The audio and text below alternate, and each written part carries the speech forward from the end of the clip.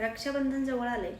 बरेच दादांचे मला message comment येत आहे. परवा सकाळी तर एका दादांचा मला सकाळी 6 वाजताच मेसेज आलेला होता की ताई रक्षाबंधन आलंय, तू माझ्यासाठी राखी कधी पाठवणार आहेस. त्यांना एकच उत्तर दिलं की दादा तुमच्यासाठी मी राखी नाही पाठवू शकत, तुम्ही स्वतः माझ्याकडे राखी बांधण्यासाठी या म्हणून.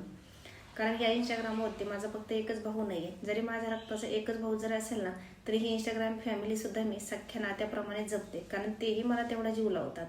हे इंस्टाग्रामवरती लोकांचे जे असतात, कारण काही फॉलोअर्स असतात ते चांगल्या कमेंट करत नाहीत, वाईट बोलतात, वाईट वागतात.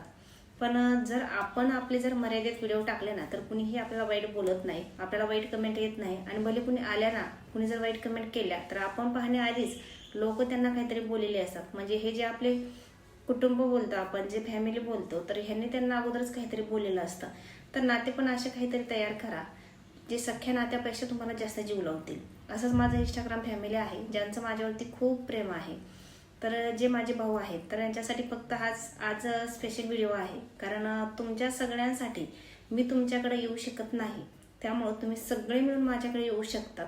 तुम्हाला राखी बांधायची, तुम्हाला मी बांधू शकते, ह्याच्यामध्ये काही डाऊट नाही आहे. पण एकच सांगणं आहे की सगळ्यांकडे मी येऊ शकत नाही. आणि सगळ्यांना एका जणाकडे गेलं म्हणून 50 जणांना राग येईल म्हणून मी कुणाकडे हे जाणार नाही आहे.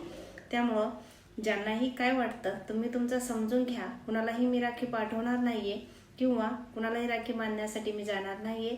ज्यांना स्वतःहून यायचं आहे त्यांनी माझ्याकडे येऊन तुम्ही राखी बांधू शकता. धन्यवाद.